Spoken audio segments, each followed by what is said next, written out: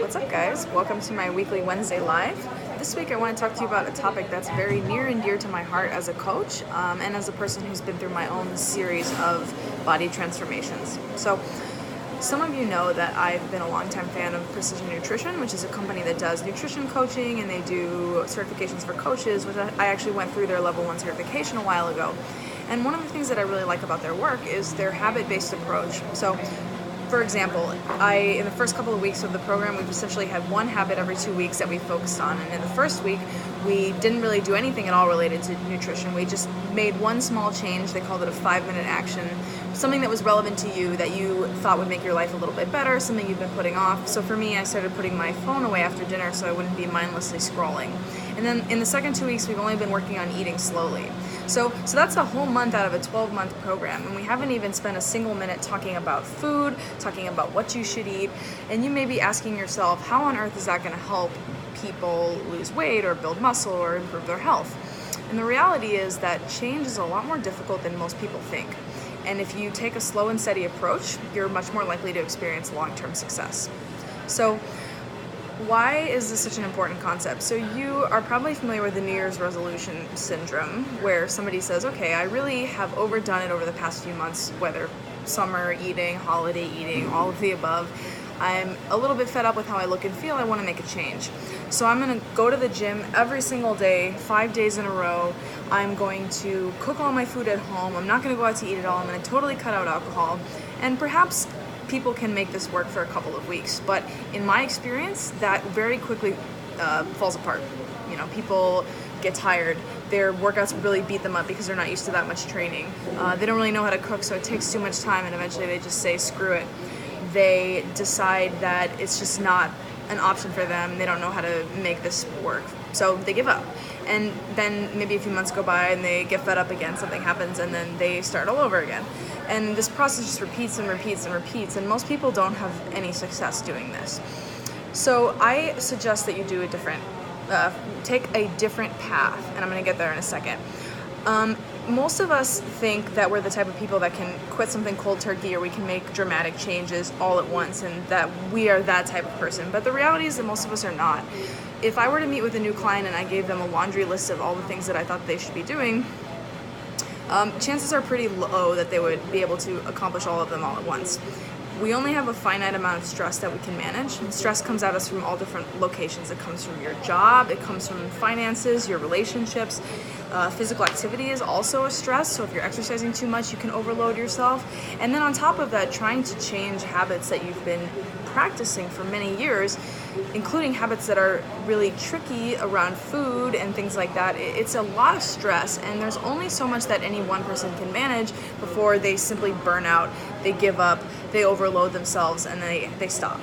So we have to be really strategic about the amount of stress that we are taking on at any given time. And the best way to do that is to take on as little stress as possible to see a positive change. The other thing I've noticed is that people who do experience success or do have a period of time that they're able to stick to a really strict diet or a strict training routine, there's almost always an equal and opposite swing once you start to relax a little bit.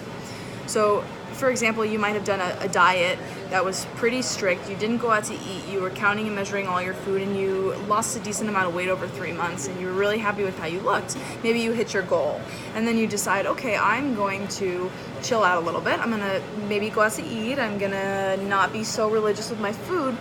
Chances are pretty good that you're gonna overdo it a little bit if you've been dieting to the point where you feel extremely restricted, extremely stressed out.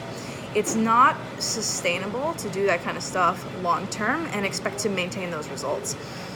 Same is true for training. If you're training for an event, or you're like training for a wedding, or I don't know, you have some push of training where you're really going all in. Once you hit that goal or you reach that date, you're probably not going to want to go back to the gym for a while. You're probably going to say, oh, well, I earned this, I can relax. And then before you know it, a month or 2 months has gone by, and you've only been in the gym a handful of times, and all of the progress that you made during your big training push is sort of out the window. So if we're trying to build healthier lives and build healthier habits long term, I hope you can see that these approaches are not really helpful, because you might have success in the short term, but you're not able to maintain it long term, and you keep going through these cycles. It's frustrating, it's embarrassing. I've been there, and I've seen a lot of people try to do this without success, and I know how difficult it is and disappointing. So what I want you guys to try to do instead, or at least to consider, is just doing one thing at a time. So let's say that I am a person who wants to lose 30 pounds. I go to the gym a handful of times a week. My eating is okay. I eat more than I should on the weekends. I tend to have a few more drinks than I should. I'm not the greatest at making good choices when I go out to restaurants. I have a laundry list of 10, 15 things that I know, if I'm being honest with myself, would make a difference. Maybe I eat out a few fewer times per week. Maybe I have a few fewer drinks when I go out. Maybe I'm just gonna start walking every day for 10, 15 minutes. Maybe I'm gonna add one extra gym workout or be more consistent. I'm gonna look at this list of things and I'm gonna narrow it down to one thing that I think that I can manage right now. Now, you could do this a few ways. You could pick the one thing that you think would have the biggest impact, that you still can manage. Or you could pick the one thing that you know is like the easiest, lowest hanging fruit, something that will give you a win and start positive momentum for you to move forward. But what I don't want you to do is to look at this list and do like 6 or 7 things off the list at once, because as I've already mentioned, that's just a recipe for failure.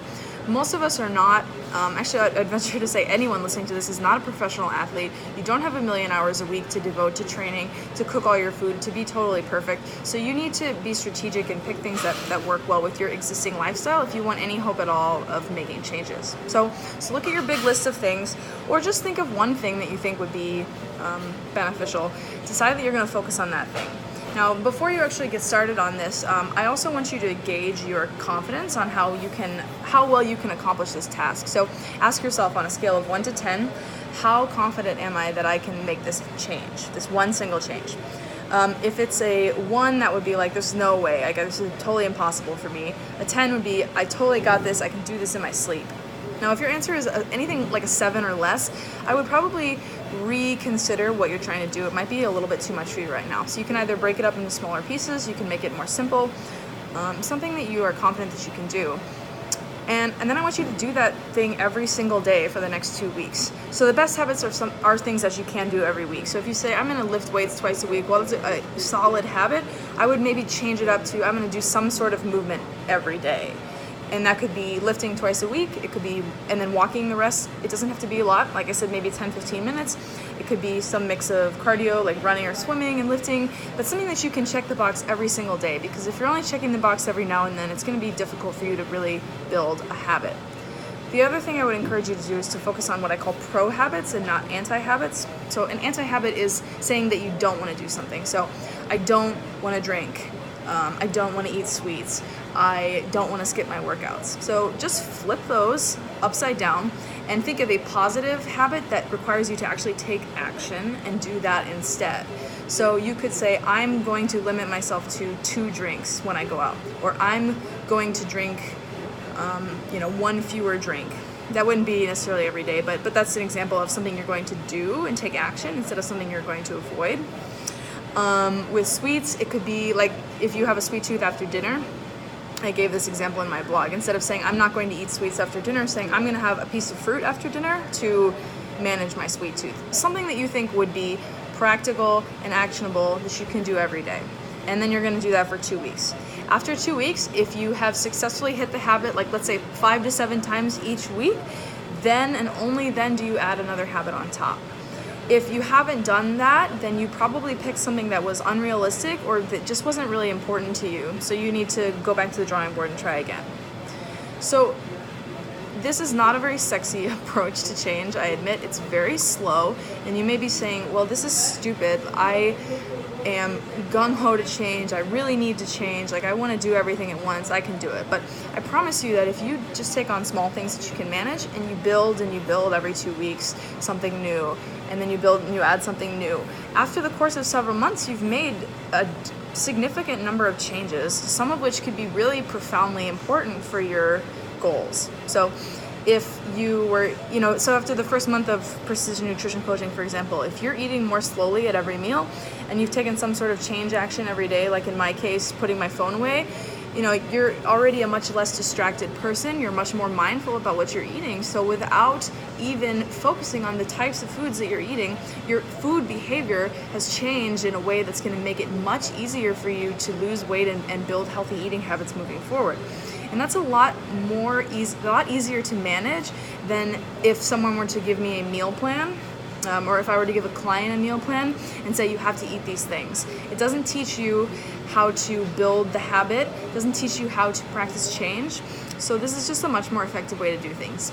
It's slower, but if you're getting 1% better every day, by the end of the year you'll be 365% better, which is pretty significant. That's much better than losing 20 pounds, gaining it back, losing 20 pounds, gaining it back, and repeating that for years and years, or going all in at the gym and then avoiding the gym for months and going all in and avoiding. Those are two big examples of where I see this play out.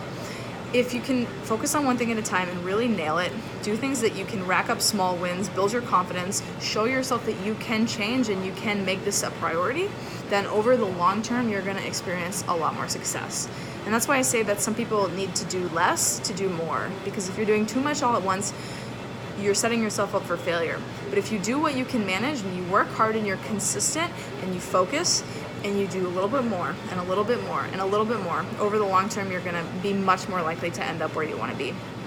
So I'm really passionate about this topic. I've seen it play out in my own life and in the lives of clients. If you guys have any thoughts on this, I'd love for you to either DM me if you're watching this on Instagram, send me a comment on Facebook or a message there as well. And then I also put a link in Facebook. I'm in the middle of a beta test for my Full 45 program, which is a 3-month strength training program.